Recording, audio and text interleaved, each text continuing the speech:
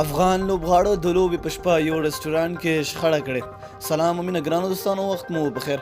د ویډیو د مخه زموږ چینل در سره خامخا سبسکرایب کړئ.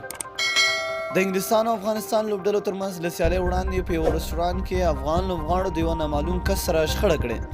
د راپورونو له مخې پرون دوشنبه په 18 نیټه د شپې په 11:15 دقیقې هغه مهال یو رستورانټ ته پولیس راوغوښتل شول چې یو ناڅرګند افغان لوبغاړی د یو عام کس سره چې د دوی ویډیو جوړوله شخړه کړې. د انګلستان او افغانستان لوبډلو ترمنځ د سیالۍ په شپه دغه پیښه د مانچسټر په اکبر رستورانټ کې وشوه، چېرته چې افغان لوبغاړي د شپې خوړو لپاره تللي وو.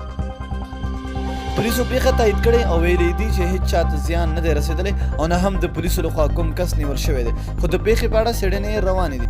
دا پیښه داسې مهال کېږي چې له دې څو شپې وړاندې پاکستاني لوبغاړو د شعیب ملک او مېرمنې په شمول یې په یو رستورانټ کې د شپې ناوخته راغونډ شوي وو. دوی له هند څخه په سیالۍ کې له ماتې خوړو وروسته له توندو نیوکو سره مخ شوي وو. کله چې د افغان لوبډلې مشر ګلبدین نایب څخه د رسنیو پر مخ د یادې پیښې په اړه وپوښتل شو، نوموړي ناخبري څرګنده کړه او زیاته کړه چې په دې هکله باید له امنیتي مدیر څخه وپوښتل شي. مننه چې ویډیو مو راسره تر پایه وکته. د لا نورو ښکلو معلوماتو لپاره زموږ چینل در سره سبسکرایب کول مه هېروئ. تر بلې ویډیو دلوي الله پامان.